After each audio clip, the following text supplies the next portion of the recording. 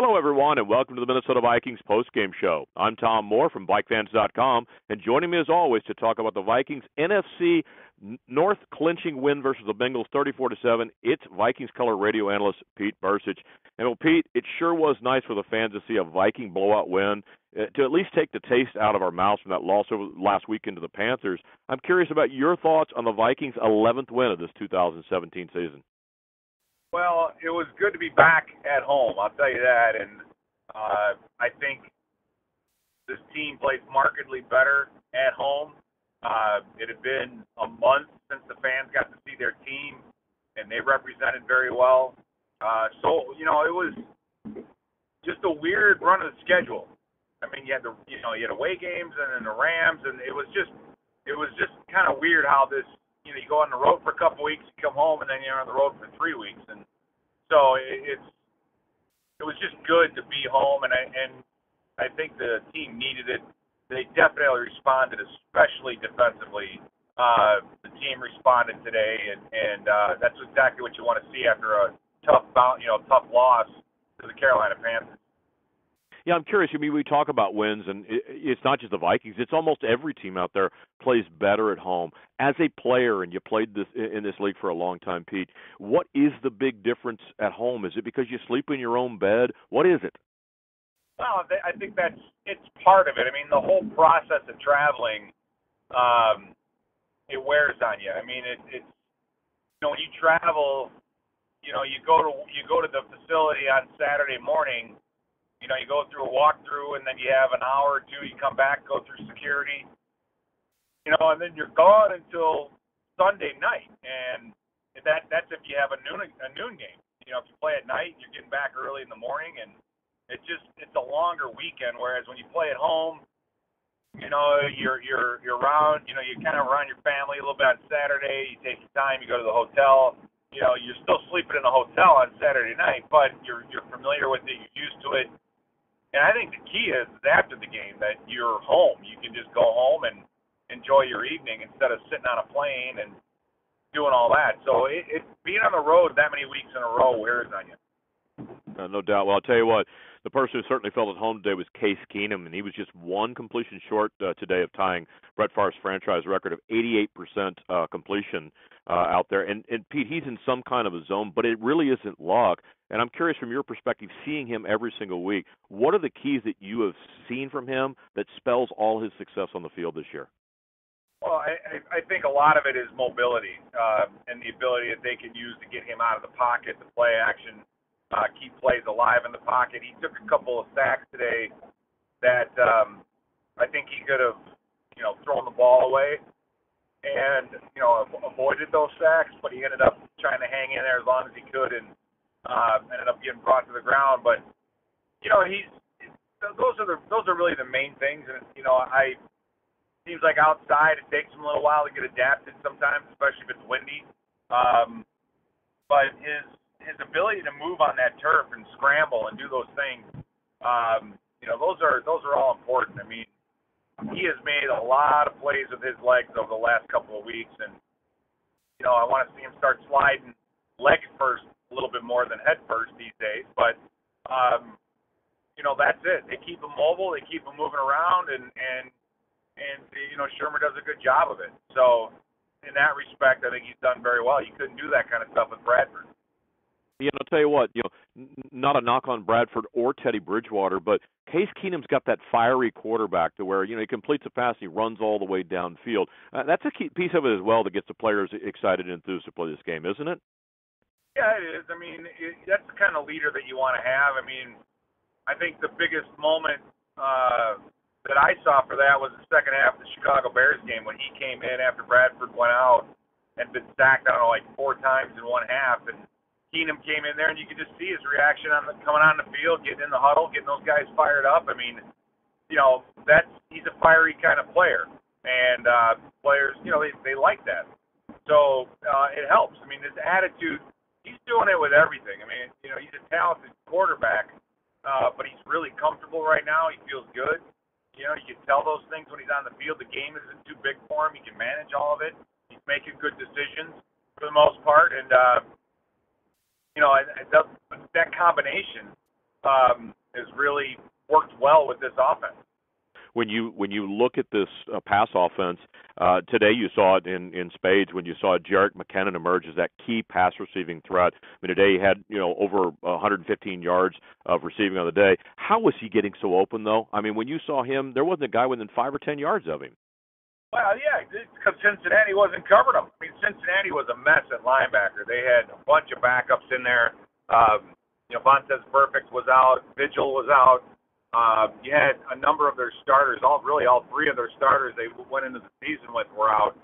A lot of coverage breakdowns for Cincinnati, a lot of wide open receivers, and you're right. I mean, when Jerick McKinnon would leak out of the backfield, I mean, it was as if no one even paid attention to him, or just they just uncovered him. And I think Shermer did a nice job with that too, and doing more with Jerick McKinnon out of the backfield because of it. So that's kind of the secret. I mean, you look at our offense, and pretty much our defense. We've got a couple of big names, a couple of guys who have some star power, but we're not 2009 when you had Brett Favre and Adrian Peterson. I mean, we have a lot of different ways to beat teams, and like today, if you're not going to cover a running back out of the backfield, then we have a Jerick McKinnon that can beat you. So, very well balanced team, offensively and defensively, and that's key, especially come playoff time when sometimes you need something different to win a game.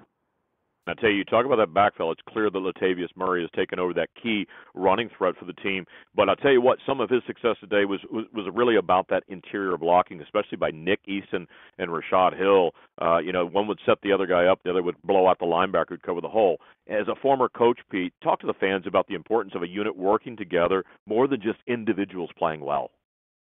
Well, one thing when you watch the Bears film against Cincinnati, they had a hard time with pullers and with some misdirection stuff with the linebackers and their fits and the D-line. And when the Vikings did do that, they do that mostly with Latavius Murray in there. But you need to have that continuity. And that's one of the things when Elflein being back at center was such a huge deal. It looked like everybody across the board was more comfortable. Remmers had his first action that he's seen in quite some time since we played Cincinnati in London. Since we played Cleveland in London. So he had to knock some rust off today, and he looked a little bit. He's going to be sore tomorrow because he hasn't done a whole lot, but he'll get a couple games under his belt before playoff time, and Reef will be back. So that group has played well all season. They've been a huge difference maker. They were our biggest weakness last year, and now you look at this year, they're one of our strengths. And I think Elflein, when you look at that group, the whole needs to be greater than the sum of the parts. And I think with Elflein at center and everybody else like Berger and everyone else and Easton at guard, everybody feels much more comfortable. And they're much better blockers on the interior. And if teams get, too much of a pass rush, you can go to a screen and do a lot of different things that will hurt a defense. And I'll tell you, when you turn to the defense on the Viking side, I mean, they held the Bengals just 42 yards in the first half. And if it really wasn't for the Teddy Bridgewater interception on the tip pass, this game's likely a shutout. And I'm curious, how much of that performance is the Bengals just being in disarray at this point, or did the Vikings defense simply overwhelm that Cincinnati offense? Well, the Vikings defense came back, and they, the offense looked good. Too many, some key penalties at times. So they look good. The defense looked great. They bounced back from that Carolina game big time, where they gave up 2 big runs, and those big runs that Carolina got. That wasn't one guy making a mistake. That was 2 guys making or 3 guys making a mistake on a play. They really, really responded today with the turnovers, and Eric Kendricks continues to impress me. That interception he had was great. Terrence Newman played very, very well. He's such a smart player. He anticipates. He knows what's coming. And then he goes and makes a play on certain things. I mean, these were slants that were getting picked off. These aren't balls that were tipped by D linemen or anything else. These were timing routes that Dalton was throwing, and guys just anticipated, saw it, and made a play. And the Kendricks catch was fantastic. And it's just they have done such a great job of developing and becoming smart pass defenders. Terrence Newman's interception underneath the legs, that was a thing of beauty too. So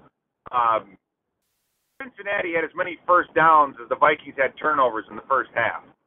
I mean, that's just complete and total domination, by a defense. And, Dalton did not have a good day. He got taken out for A.J. McCarron late, second week in a row for that. But they totally smothered the Cincinnati offense. And outside of one big pass play, I mean, that was it. But that was total domination by a defense. Well, you mentioned Terrence Newman's interception between the legs. And I got to ask you, your entire career, I don't care if you have to go back to Pee Wee, did you ever get an interception between your legs like that? No, no, never a catch like that. That was pretty amazing how he did that. I mean, it's when you're feeling it and things are going your way, that's what happens. And so Terrence Newman, huge impact. Mackenzie Alexander out with some rib issues, and Terrence Newman got probably a little more time than he normally would, but he answered the call. I mean, he played against his former team and showed up. Well, maybe we've overestimated this age thing. Do you have any games left in you we can put you in? No, I might be good for one, maybe two. That's it. No, thank you. I got you. One thing the fans at home want to know is, today Teddy Bridgewater took his first NFL snap in 467 days, and I want you to tell the fans at home, what that ovation and emotion were like when he stepped onto the field at U.S. Bank Stadium in the fourth quarter. Well, when people were getting ready and they saw him loosening up, and then before he went in, the Teddy chant started. It started when Cincinnati was punting the football, and when Teddy stepped on the field, there was a huge ovation from the crowd. I mean, just it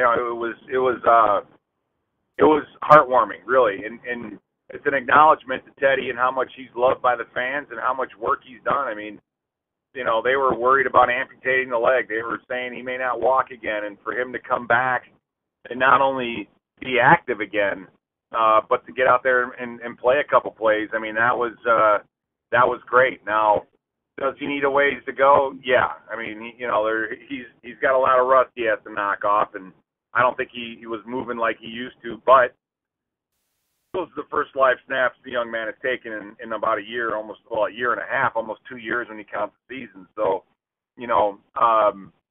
a lot of good. A lot of good, and I think it was great to see the 60-some-odd thousand fans stick around to see Teddy get back in there. Now, I'll tell you a couple things on that. First of all, I think he needed the reps, because if you need him in the playoffs, you don't want that to be the first time he stepped on the field. So it's good from that standpoint. But I think more importantly, what I saw was, the both passes, one intercepted, one was incomplete because it was a little off target. I think he was dropped the second pass. But he hung in the pocket. He did look at 2 and 3 receivers. He hung in the pocket. So it did at least show that he doesn't have the fear of standing there, and I think that's good as well. Yeah, it is. I mean, especially the incomplete pass. He's got to the top of his drop. He stepped up in the pocket and then delivered a great pass to Floyd, and Floyd, in turn, dropped it. So,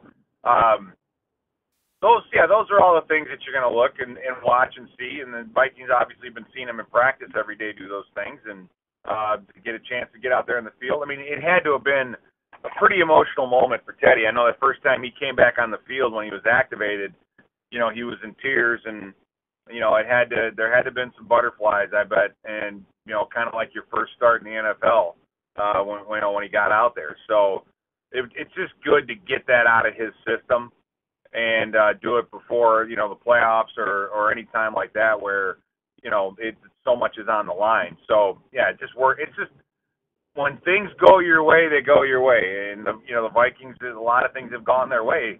And you look at the end of the game when the defense, had the backups in there, that takes snaps off of your starters. That keeps your defense fresh. I mean, they're probably 80 or 90 snaps less on starters at this point now than they were a year ago. I mean, that's a whole entire football less of snaps on everybody's body. Because you remember this time of year, a year ago, the defense started to wear down a little bit, especially against the run. Well, that's not the case. These guys are, 13 games into the season or 14 games into the season now, and they're still feeling really good. I want to go back to the Teddy Bridgewater end of the game, and I don't know if you could see it there from the press box, but on the television monitors, you could see Case Keenum, and no one was giving a bigger ovation than Keenum. He was smiling, and you could almost mouth the words where he was saying, "Come on, Teddy." And I thought about you playing, when you were the backup and you would come in from an Eddie McDaniel or you come in for Dixon Edwards, and it made you realize for the first time those starters root for the backups because of the team atmosphere. Isn't that true? That's very true, because they see you put the work in just like everybody else. And, they want you to have success, maybe not too much success or enough success to run those guys out of town, but, but they're definitely excited. And that's one of the reasons why Case Keenum is so popular in the locker room. I mean, these guys and this team is doing so well because these guys genuinely care for each other. There is a team atmosphere. They care about each other's well-being. They care about how they play. I mean, it's an atmosphere that is not always easy to create in a locker room. And, for whatever reason, the Vikings have that. I think it's a lot of it having to do with the adversity that this team's been through over the last year and a half as far as injuries go. And instead of, you have two choices. You either fall apart or come together, and I think the team's come together. Well, final question for you tonight, Pete. The Vikings go to Lambeau next week to play the Packers, and with a loss by Green Bay today to Carolina, they're all but eliminated from the playoffs this year. And what do the Vikings need to do to take home a win at Lambeau Field next week? I think you look at what happened today, and you look at Cam Newton's numbers. Obviously, we didn't see any of the game, but he was a much better passer against Green Bay secondary than ours. So their defense, even though they have Aaron Rodgers back, Aaron I believe had 3 interceptions. So you got to keep them making those kinds of mistakes. If the Falcons win, I believe Green Bay's out of it completely. So whether or not they'll even play Aaron Rodgers, who knows? But either way, you got to prepare for him and do. Our offense has to have a great night. It's got to be outdoors. It's going to be cold. It's going to be in Green Bay. But our offense has to have a good night. I think our defense will do the job. But against a guy like Aaron Rodgers, he's one of, if not the best in the league. So you have to respect that. And offensively, we got to have a good performance. Yeah, and I got to be honest with you. You got to be excited about it. You get to go to Green Bay, Lambeau at least once a year, unless we see the playoffs, to go to that one hotel and those 2 restaurants. Appleton, Wisconsin. There's a little store across the street from the hotel called Pipes and Pages, where it's a old school magazine type place, and all the different kinds of tobacco and stuff. And it's just it's a throwback 30 years to back in the day. It's just kind of fun to go out across the street and hang out.